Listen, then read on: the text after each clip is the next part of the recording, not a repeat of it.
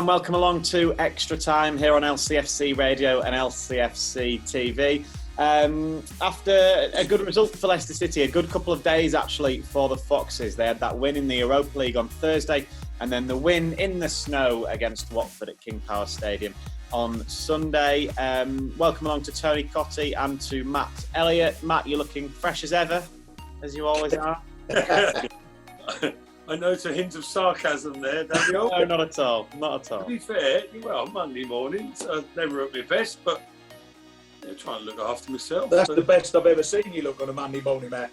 That's the first time you've ever seen me on a Monday morning. Tony, how are you? I'm good, Dan, thanks. All good. Yeah, seen quite a bit of football. I've watched quite a few games over the weekend. So, I'm all good, mate. Looking forward to talking about what was a fantastic win for Leicester. Good man. Yeah, let's get straight into it then, Matt. Obviously, we were at the game, we were covering it, and it was a strange game, wasn't it? With the snowstorm in the second half, there were even half whispers. Would the game last the full 90 minutes? We couldn't see the ball at one point, could we? Really, from our view in the press. No, exactly.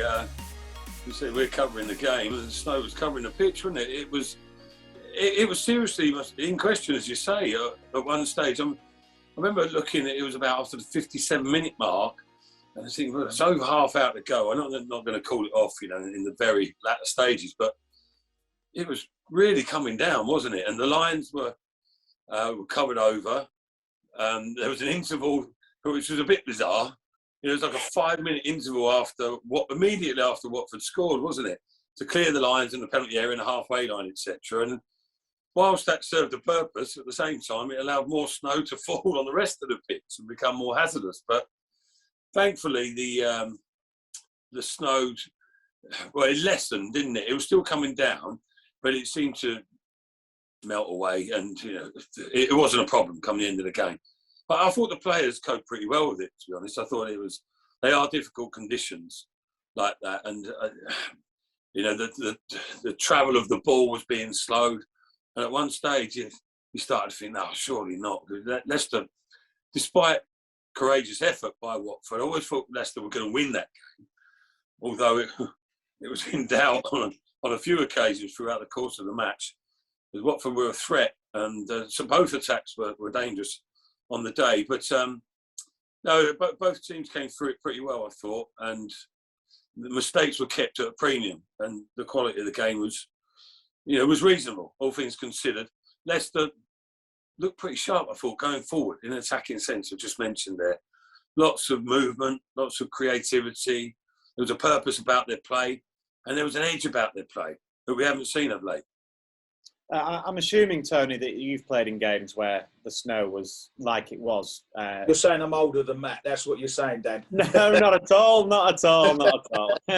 You're correct, by the way. Yeah. The snow's in every era, Tony.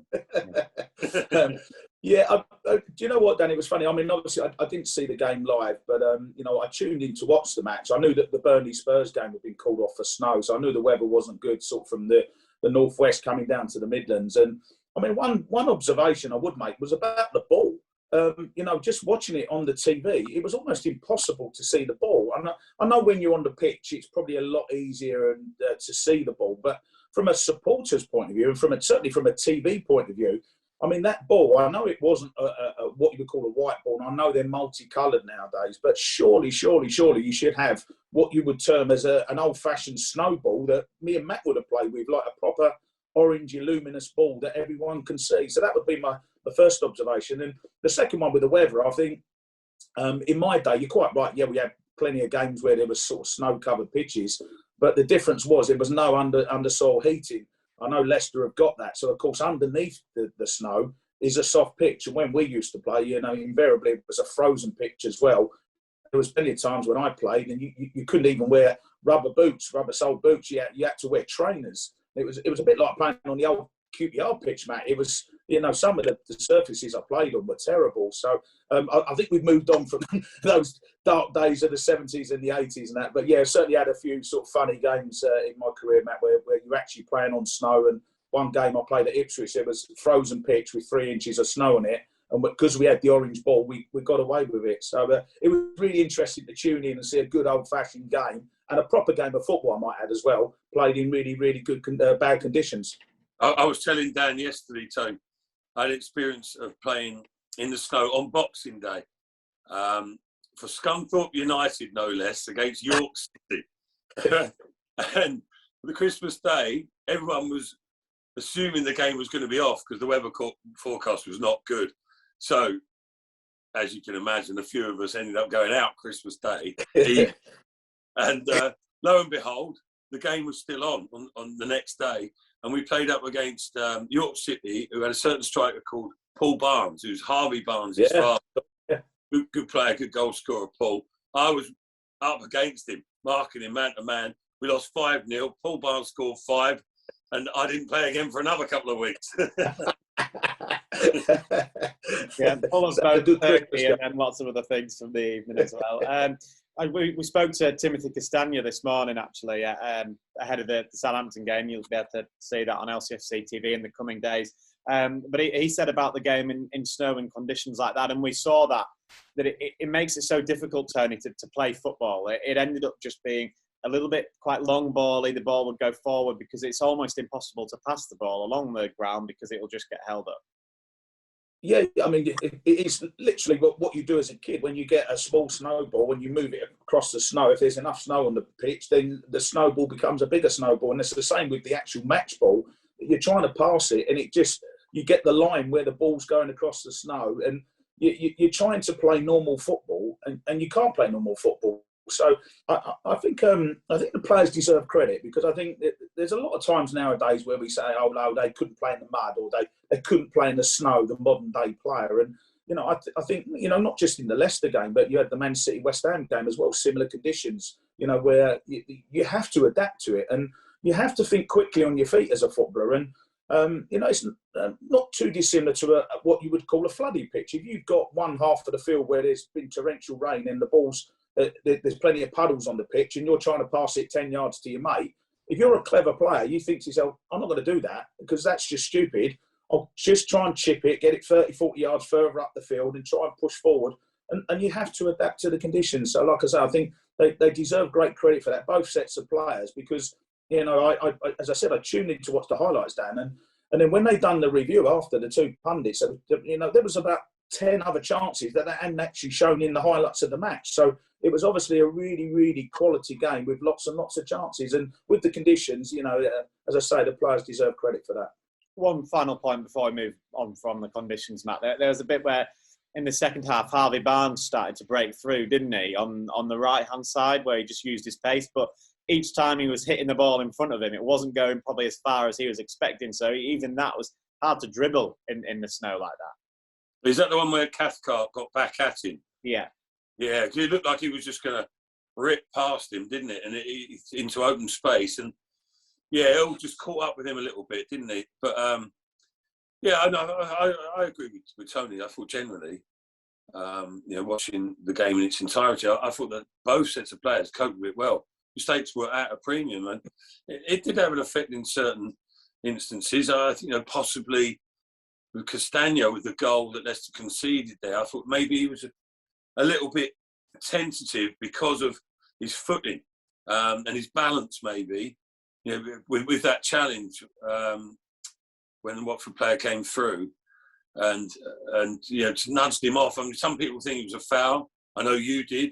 Personally, I thought he needed to be a bit stronger, but he just looked a bit off balance. And so, it's difficult. Some players adapt better than others. People who've got that lower sense of gravity tend to fare better. But I thought overall it was a good standard game. Plenty of chances, as Tony mentioned. Some of the defending left quite a bit to be desired, but that made for an entertaining game, didn't it? But that's one area where Leicester do need to sharpen up a little bit. They still didn't look convincing to me as a defensive unit. Yeah, the amount of chances that both teams had, I think Watford maybe had sort of 18 shots, Leicester something similar. It was a real end-to-end game, an entertaining one, which Leicester came out on top, Tony, and I referenced at the very top of the show, it's been a good week, hasn't it? The win in the Europa League, now the win there. You can sense a little bit of momentum hopefully gathering. Yeah, and that's what football's all about. I think I saw James Maddison's interview, and he was talking about confidence, something that we always talk about on this show. And you need that confidence, individually and as a team. It was a real morale boosting win, wasn't it, in Europe last week? And then you follow that up with,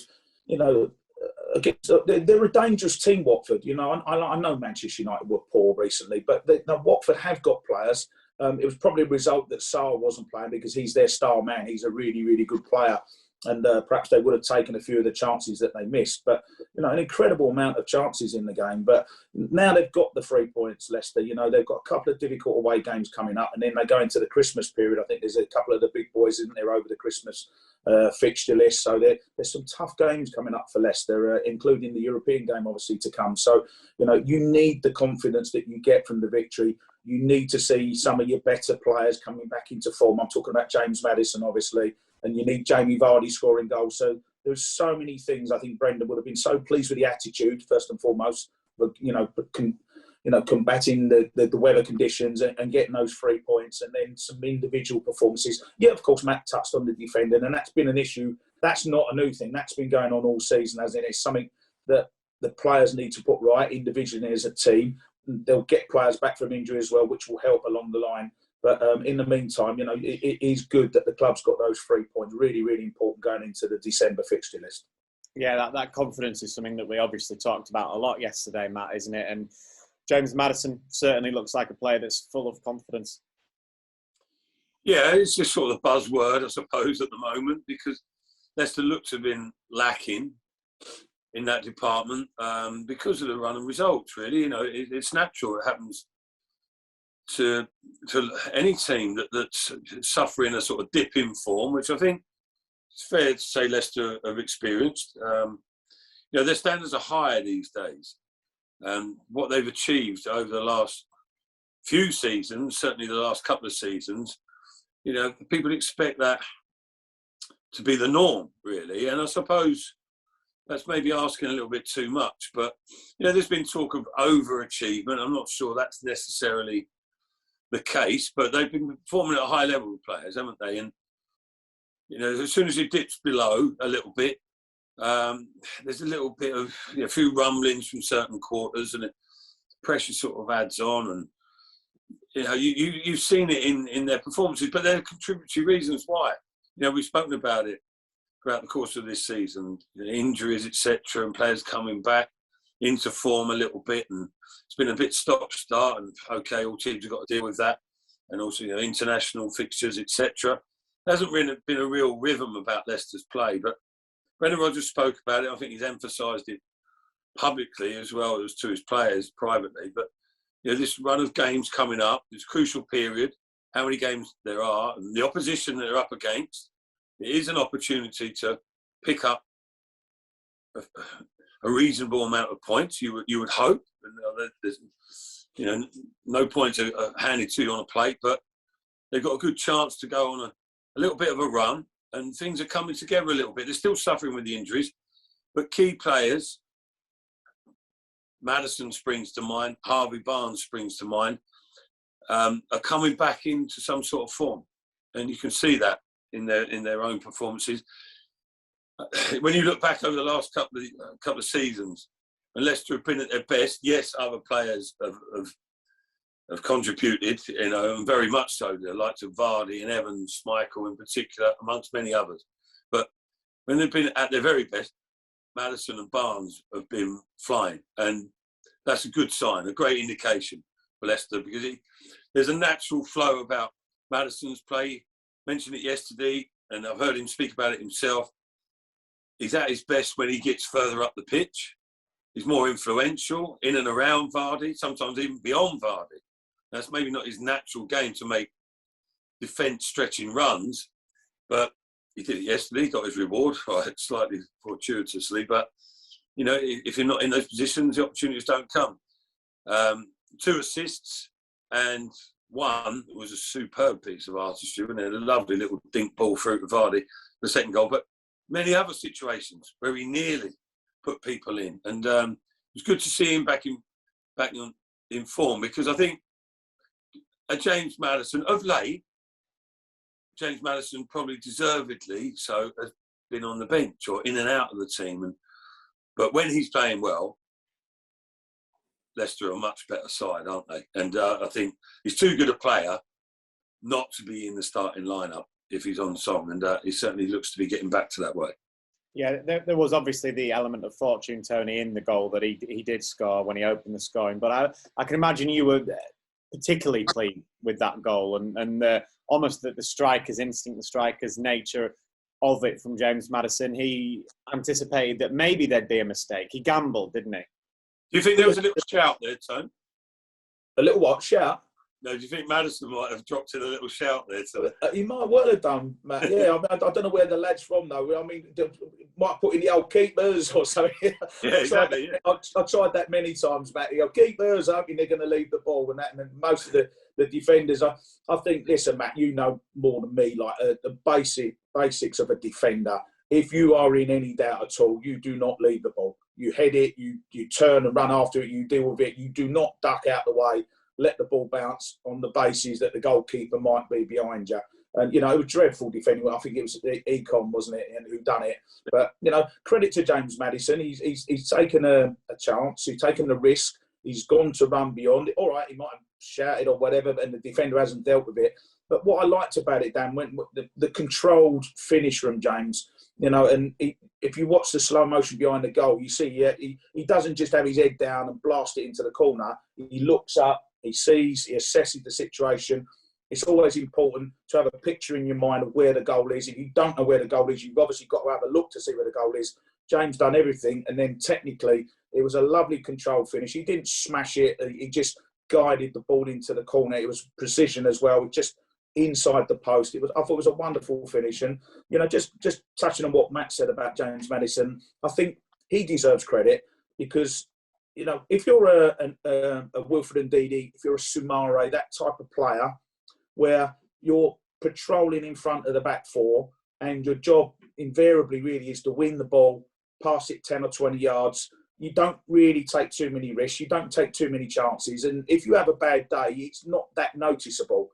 If you're James Maddison and you're a creative player and your job is to play just behind Jamie Vardy and to, you know, make things happen. When it doesn't happen, it looks a lot worse than what it is. He's just doing his natural game. The passes aren't coming off, but you're in the glare and everyone starts moaning and groaning when you give the ball away. It's because you're trying to make creative passes, trying to put the forwards in, and it just looks a lot worse. And that must get to someone like James Maddison. If there's a few rumblings, and of course, if it doesn't come off, the manager then puts you on the bench. You then got to regather your faults and your confidence. So, you know, I'm really pleased he's back on form. He had a fantastic game yesterday from what I saw in terms of creating and his finish for that first goal. And going forward, there's no doubt Leicester need him in that team for the creation, particularly if obviously Tielemans is not playing. Yeah, and I think it's summed up quite nicely by the ball that he made for Jamie Vardy's goal, Matt. You touched on it, didn't you? The dink ball over the top that probably only James Maddison on that pitch really could have made a pass like that. And he was brave enough to try the pass like that because, as Tony said, he could have lost the ball there. There could have been groans from the crowd, but he didn't. He went for it and it created a goal.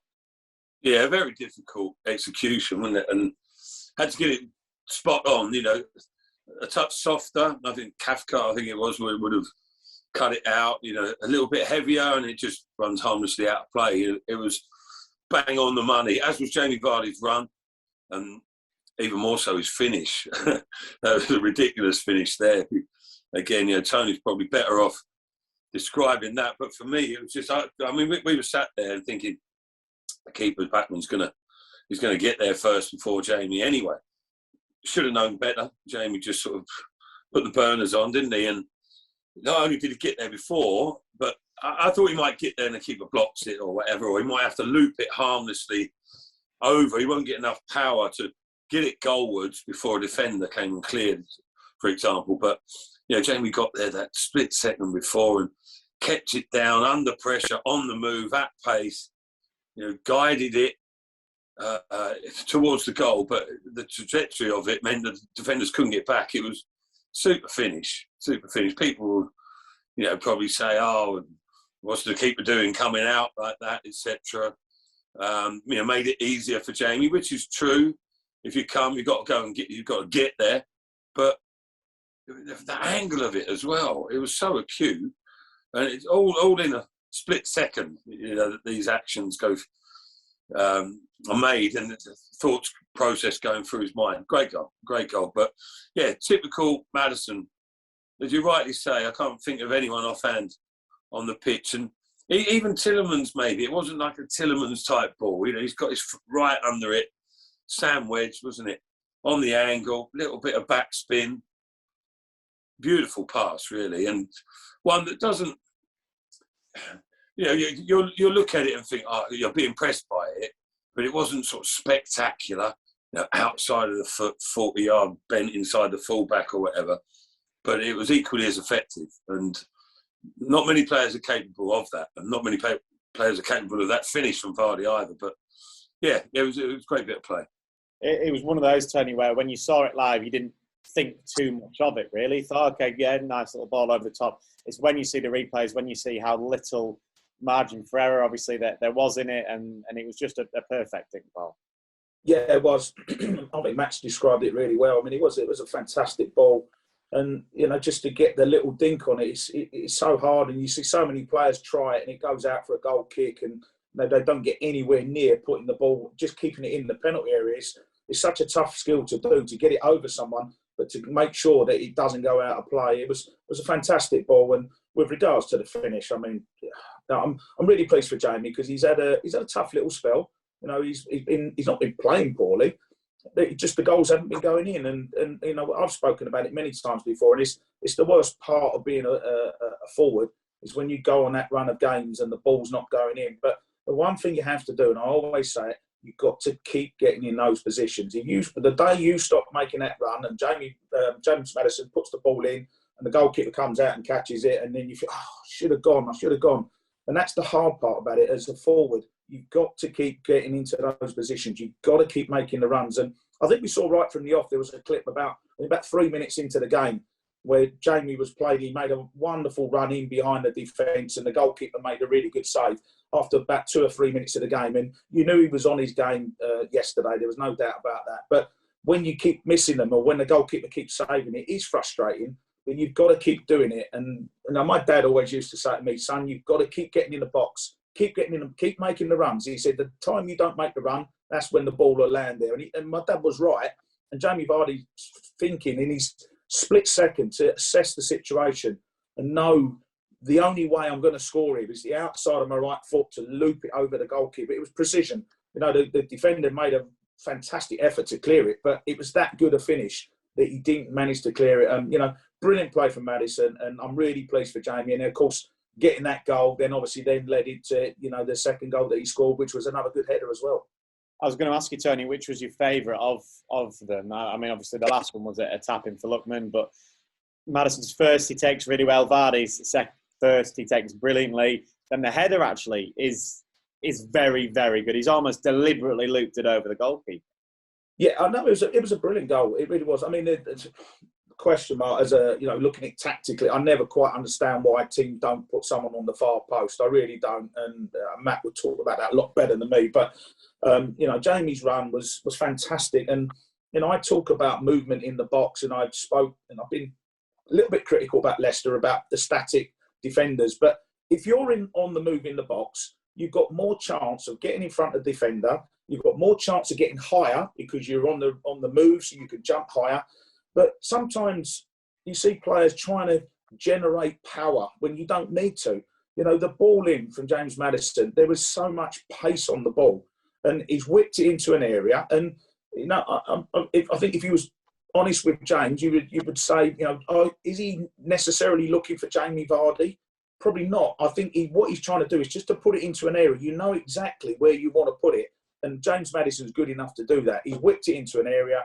Jamie's made the run to the near post. You don't have to generate it. You just got to let it glance off the top of your head. I played with Tony Gow at West Ham, a good friend of mine who was really good at that. The pace was on the corner. You just flick it on, and then you either score like what Jamie did, or you've got others coming in at the far post to take advantage of it. It's always been a good corner, the in-swinging corner and the flick-on header. Like I say, you can question the defending, but from Leicester's point of view, it was a really, really good goal. Right, Matt, you've got your platform, you've got your soapbox. Get on it. Talk about a player on the back post, because I know it's something that does annoy you. Well, it's not. Well, yeah, Tony's just mentioned it there, and it's not anything that needs particularly detailed discussion. It's just a case of whether you want someone there or not, and I don't understand. I'm with Tony. Why not?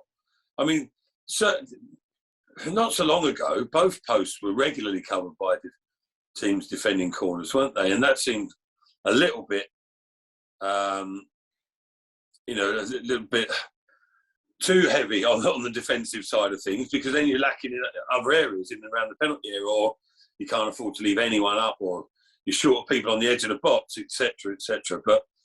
But certainly the majority of balls that go in near the post, going at the far post, the near post is very rare, because you've got time to. If the ball's whipped in at that near post, you've got people. Goalkeeper can cover that, etc.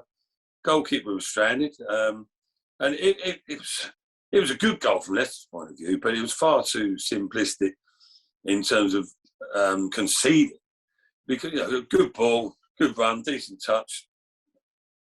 That's it, and it's a bit of a lottery basically.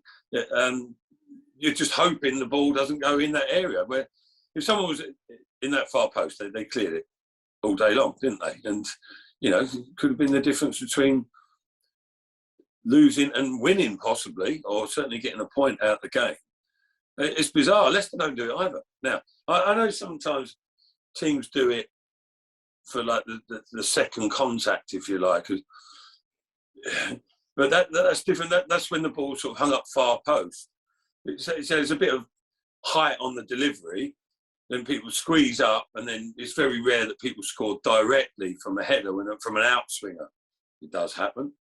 But more often than not, it's that's from the contact being further out. Then they squeeze up, and then it's towards goal. And if there's secondary contact, the attacker's offside, or if it's a rebound from the keeper, he's offside. That's the theory, more often than not.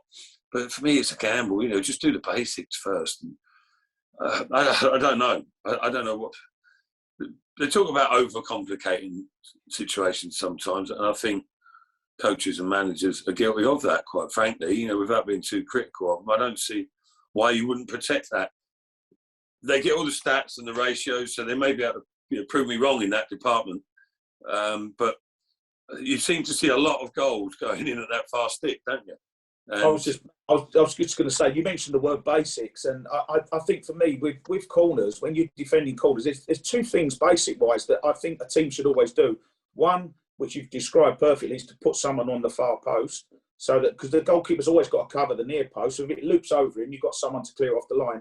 And the other thing that drives me absolutely mad is teams don't leave anyone up for corners. So if you leave someone up and halfway, in other words, I'm talking about me. Your job. There's no point in me going back for corners, because I'm never going to head the ball away. All I used to do was getting away. And if I did go back, the lads would tell me, get upfield. But if you put someone on the halfway line, the other team's got to keep two players back to mark you. So it's just sort of basic. I know there's trends and there's fashions and, people try and reinvent things and that. But I think sometimes go back to basics. Man on the far post, put a man on the halfway line, so when you clear the ball, at least you've got someone with the possibility of holding the ball up so everyone can clear the box. Just my little thoughts on it, basics of football. Well, Watford left 3 up at one stage. Yeah. Yes, but that was an absolute rarity. That was in, times of need. There was a little bit of desperation, really. But, yeah, no, exactly. Because, you're submitting yourselves to dealing with 2 balls coming in, pretty much, aren't you? 2 defensive phases, because even if you clear it, 9 times out of 10, if you've got no one else trying to contest the ball, come back in. It's coming back in. So, there's another goal scoring opportunity. And also, I think there's an argument. Like any argument, there's fors and against. But you take too many bodies back, can get in each other's way as well. And I know you can say, well, it gives space for the attacking team if you've only got half a dozen, say, in the box. Who are contesting aerially, but also you get in the way. So your best headers of the ball, say for instance, Johnny Evans, Soyuncu, they've only got a couple of yards of space that they can go and attack the ball, because then the next man, it's maybe Harvey Barnes who's attacking it. because that's his area. And Harvey, although he's decent in terms of stature, he's not the most aggressive header of the ball. So something you can all get in each other's way. So there's loads of arguments and loads of ways of defending corners, but I just don't understand leaving the far post clear. To be honest, we deal with the immediate danger and then clear your lines. But I don't know. We'll see. I mean, on the flip side of that, Leicester have improved their threat from attacking set pieces. And I think that it's good that they've shown that initiative, really, because they've had to find an alternative route, really, haven't they? They didn't look particularly threatening with, just a direct ball in and around the penalty box, because they don't attack it that aggressively. So they found a different way and mixing it up, sometimes going short, sometimes going fast, sometimes putting it in penalty spot, 6-yard box, but also going near. And with Jamie Vardy, with those sort of rapid runs across the first man, good delivery from Maddison have proved quite effective, haven't they? No more so than yesterday. Well, yeah, you think there was the goal against Spartak Moscow, the disallowed goal against Leeds. There was the Wilfred Ndidi header against Legia Warsaw on Thursday, and another goal from a corner at the weekend. So, yeah, looking good from an attacking set-piece point of view for Leicester. We haven't talked about the fourth goal yet. Ademola Lookman's first Premier League goal, Tony, for Leicester City, and probably one of the easiest I think he'll ever score. Yeah, it's about being in the right place at the right time, Dan, isn't it? And now, again, that will do his confidence the world of good. It's always nice to get your first goal, and it was good build-up play, wasn't it? Luke Thomas and Harvey Barnes involved, and sometimes you have to just take a chance sometimes and just put yourself in the area. I watched the Chelsea-Manchester United game yesterday, and there was times balls were flashing across the box, and you're thinking, just take a chance, just get yourself into a position where if the goalkeeper makes a save, then you've just got yourself a tap in and that. And sometimes you see players, they for some reason, I don't know what it is, maybe it's a confidence thing, maybe it's just awareness, hesitancy, I don't know what it is, but they hold back on the edge of the box, and then the goalkeeper makes a save, and you've got to tap in, and you think, well, you're on the edge of the box, what are you doing? Just take a gamble sometimes. And, you're not going to get told off by the defenders. If you take a gamble and then the ball bypasses you, the ball's still in the opposition penalty area. The defenders have got lots of time to get reorganised and get back into shape.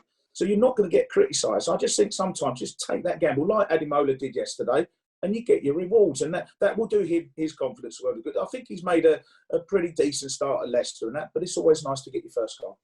And those 4 goals, Tony, will do the group good in terms of that confidence. Again, that we're talking about confidence, but that is 2 wins in a row now, as we've spoken about already. 4 goals in that one. It was 3 the other night against Legia. So back to scoring goals, which hasn't necessarily been the problem this season. It's still good to get that amount of goals.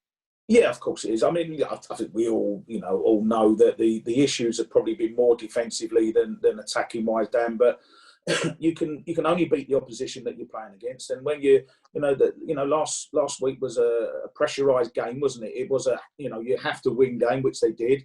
And then you come against a Watford team that's just full of confidence, or should be, off the back of beating Manchester United last week. So, those sort of victories, you gain a lot of confidence from that. And it does help in terms of the impetus and going into what we've already spoke about with that December fixture list. So, yeah, it was a vital 3 points. And it pushes Leicester up as well, what they're in 10th position now, and not too many points off of where they want to be. I think it really was an important win. And now when you get into that 6-7 games that are going to come, league games that are going to come around the Christmas New Year period, it gives Leicester a chance to build on that and to try and push back up the league and get to where they want to be. They want to be in that position where you're trying to push for a Champions League place like they've done the last 2 seasons. If you want to do that, you have to win your home games against the likes of Watford. What are your thoughts ahead of Wednesday, Matt? I'm thinking it's quite a long way to travel for me. Set that up nicely. I thought, is he going to say something? Yeah. I'm also wondering why Tony hasn't helped me out. I thought we were mates, TC. I know, but there is another game that night, Matt, that I'm going to. That's the reason why I'm not going. I'm sorry, I will be at West Ham on Wednesday night, and that was why I bailed out. I did think that my mate, he needs to do a bit of travelling and go down to Southampton. And, I've been there for the 9-0 that a couple of years ago. Lucky charm, TC. I've been looking through my address book for all my Southampton contacts that I know, and I don't even know him that well, but I'm going to dig out Matt Letizier's number, see if he fancies doing the co-commentary instead. You got Franny Benali as well, Matt. We got Franny Benali. Yeah, exactly. I've put these names forward, TC, but no, they want me to traipse down there on my own. Some 3 hours down there. What is it? The M3, A34 M3, isn't it? Weather conditions not looking too good at the moment either. But nonetheless, yeah, looking forward to the game. It was, we say that the game's coming thick and fast on the back of 2 successive victories for Leicester, 1 in the Premier League, 1 in the Europa League. They'll be looking to continue the form, won't they? And Southampton, listen, any game brings its challenges in the Premier League, doesn't it? But you go there not expecting, but, hopeful, and that we're confident now that you can come away with the 3 points. Why not? Leicester know what they're capable of, don't they? And I'm sure Brendan Rodgers does, and I'm sure the other players remind themselves of how good a team they are capable of being. Not so long ago, winning the FA Cup against European champions elect, and listen, that doesn't dissolve in such a short period of time. They've got quality throughout the squad. We've spoken about the depth of the squad, and yesterday, missing key players still, Fofana, Tillmans, Ricardo, to name but a few, still had a quality team out there on the pitch at the King Power yesterday with good options in reserves as well. So why not? Why not? Go bouncing down the M3 to Southampton. Then, big game at the weekend as well. But first things first, deal with that and see where the land lies. But all of a sudden, there's a different outlook from Leicester's point of view. Yeah, if they can make it 3 wins from 3, Tony, it will completely change the mood from what it was maybe a couple of weeks ago.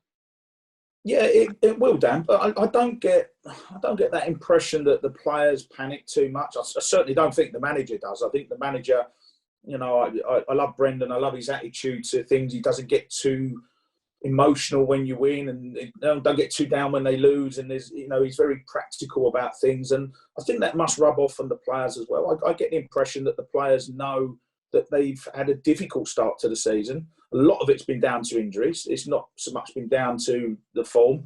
There's been a couple of times where they haven't particularly played that well. But, they're on a little bit of a roll now. And sometimes you start that roll slowly and you just build it up a little bit. And going to Southampton, it's one of those fixtures with Southampton. I don't think you ever quite know what Southampton team you're going to play. They've got 2 good players, Shea Adams and Adam Armstrong up front. They have been playing 2 up front. So that's another situation that Brendan might look at. Does he go with the 3 at the back, or does he play 4 at the back like he did against Watford? I think that's where Brendan's very good tactically. He assesses the opposition, and sometimes you've got to adapt to the opposition, especially at an away game. And it's a tough place to go to, St Mary's. It's never easy down there. I know I said about the big victory a couple of years ago, but that was an exception. Normally you go there and it's a tough game against Southampton, and they had their chances at Anfield at the weekend as well. I know they got beat quite heavily in the end, but it's a very good Liverpool team. But if you're creating chances against that Liverpool team, you know that they're going to create chances against Leicester. So Leicester have got to be on their game. There's no doubt it's a dangerous fixture for them, but looking forward to that game and to the big game against Villa coming up at the weekend. I think if Leicester can get 4 points out of 6, I think that would be a really, really good return from 2 difficult away games. Absolutely. And you look at Southampton, it's a good point that Tony makes about not necessarily knowing what team you might come up against. They've had good results this season. They've had not so good results this season. Probably a little bit like Leicester in that sense, Matt. But what do you think he'll do formation-wise? So Tony was saying there, maybe would he go back to the back 5? Would he stick with the back 4 that's worked in these last 2 games? Instinctively, I'm thinking, why change any system that's worked for you over the last couple of games? And then Tony makes that point about Brendan. He's quite sort of flexible in his thinking, and he assesses the attributes of the opposition, etc., and thinks what system is most appropriate. But having said that, I think you have to take into consideration the opposition to a degree, but I think you have to get the balance right about what suits you best as well. If you start accommodating everyone all the time, then I think Leicester maybe have been guilty of that possibly a little bit.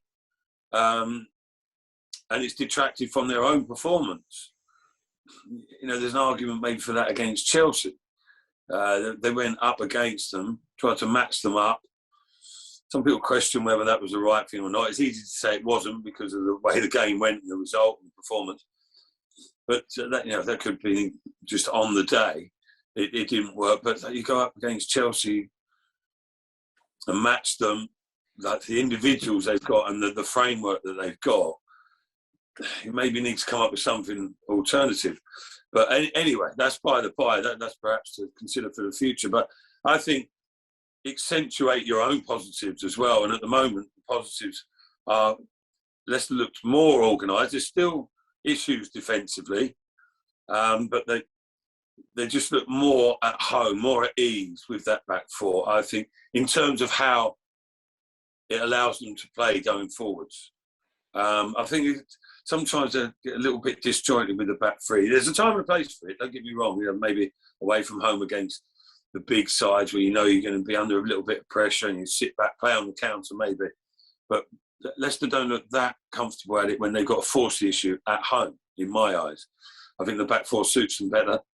You know, the fullbacks know their jobs better than they do as wing-backs. And Leicester are coming at teams from sort of in an attacking sense from all angles. The best Leicester have played, I think, in my view, over the last couple of years, is when they played that four. It's almost a 4-1-4-1 system rather than a 4-3-3. Now that again, that's got its pros and cons, but it was when Ndidi was in midfield, Maddison and Tielemans were playing either side of him on the angle. Then you had Barnes, Perez more often not, or O'Brien with Vardy, and the fullbacks were getting forward. They had in effect 7 players in attacking roles. Now there's a lot of responsibility on the defensive players, of course, getting that balance right. But Leicester were somewhere close to that at the weekend. Soumare sort of plays in between an attacking midfield role, and he can swivel into defence as well. Maddison does his bit, but there's a good balance about Leicester's play. I think at the moment we've got the players they've got out there. It suits them. Players like Kelechi Iheanacho would be frustrated that there's no slot for him really in this system with a lone striker, but there's always sort of going to be casualties. But Leicester have that option to revert to, don't they? So, long answer to your question, Bates, is no. I don't think it'll change the system. I think the team will be pretty much the same. Just giving you the Jerry Taggart hurry up. Wind up there, yeah. Anyway, thanks very much. It's time to go. Other results at the weekend, Tony, that caught your eye? I think the Premier League results, Dan, just confirm what I think we all really know is that the top 3 are going to be over the hill and far away this year. I know Chelsea perhaps should have beaten Manchester United yesterday. It was a defensive performance from United. And they only got the draw, but then you look at Liverpool, a comfortable home win. Manchester City, although the result tells you otherwise, I think it was pretty comfortable at home to West Ham. And I think those 3, as I say, they're going to push on, they're going to get more and more points. And I think there's going to be a huge gap between 3rd position and 4th. But the good news is, Dan, is that leaves that 4th position open. And at the moment, you're looking at it. I watched Arsenal. I'm not convinced by Arsenal.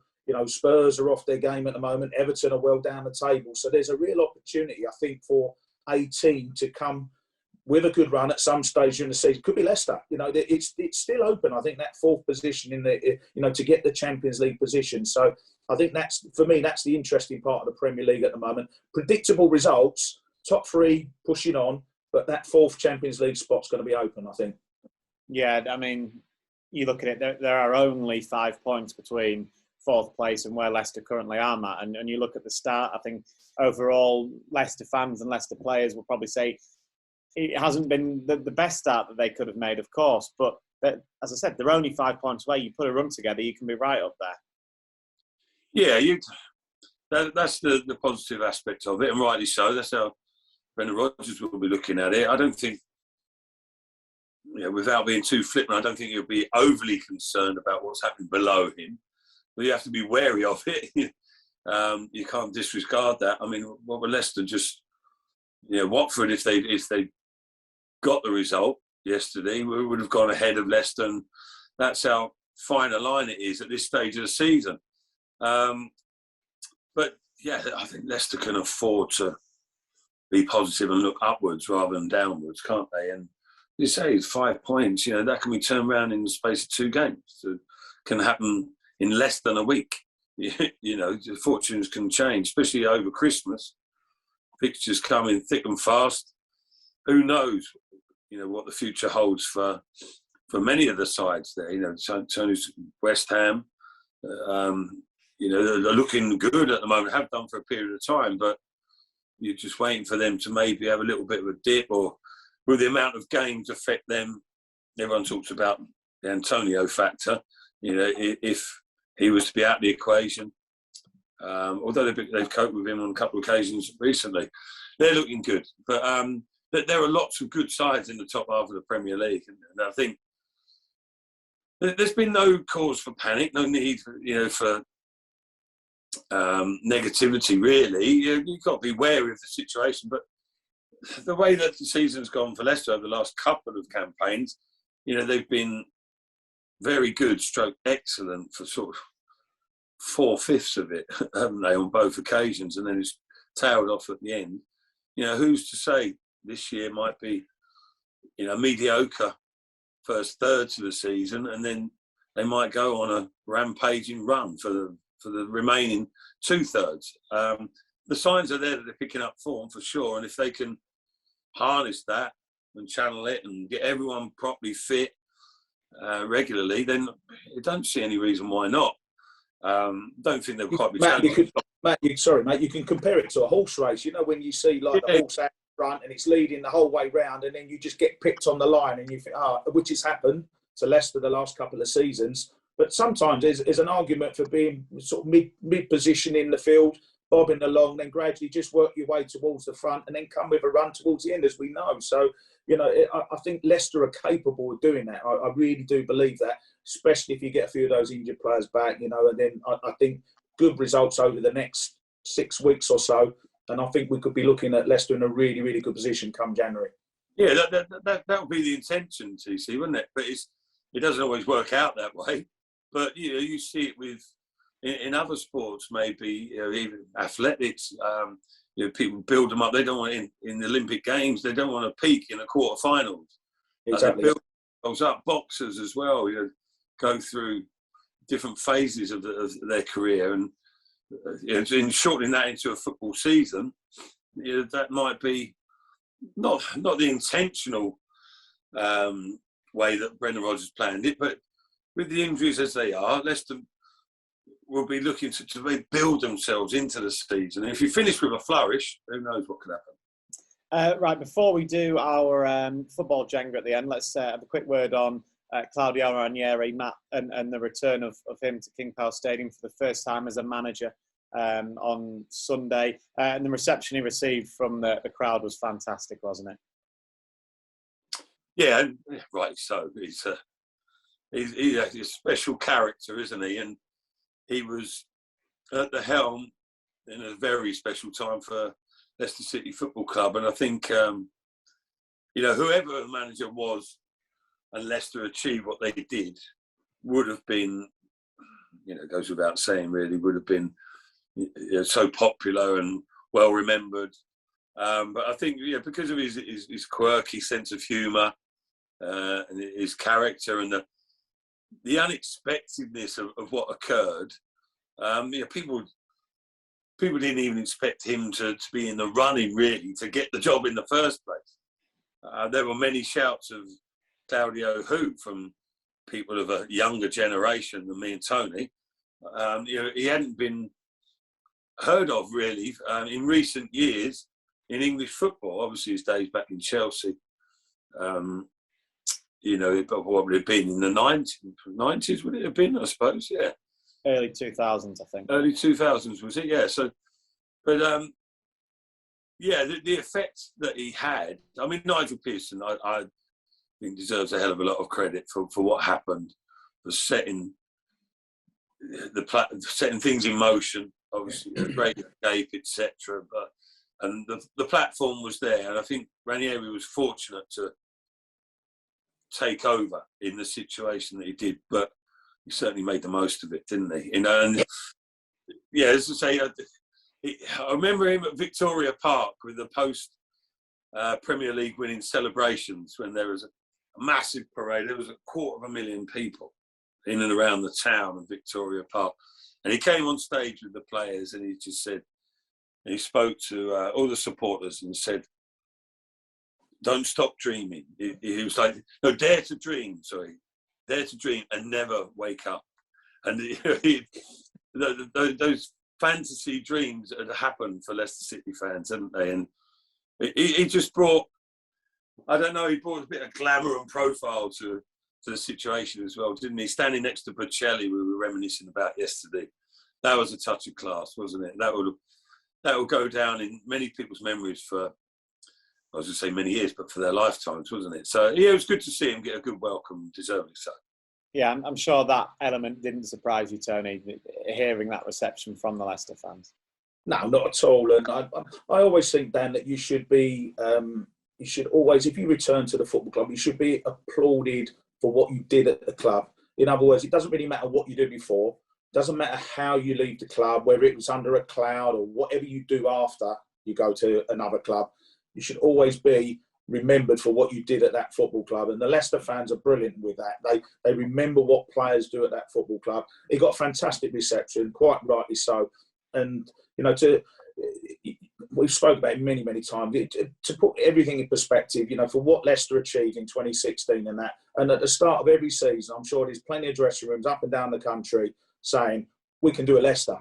And that's the biggest compliment. And that come from the players, obviously, through their performances. But a huge part of that was the manager. It was a wonderful season, and he thoroughly deserved the reception he got from the fans yesterday. And I'm not surprised at all, because the Leicester fans are always brilliant in terms of remembering people that have achieved at the football club. Right, it's time to do our football Jenga then. The reason I left the Claudio Ranieri stuff to the end is because it relates a little bit to him. So, Chelsea against Spurs on the 2nd of May 2016. It's a very famous day and a very famous game, because obviously it handed Leicester City the title under Claudio Ranieri.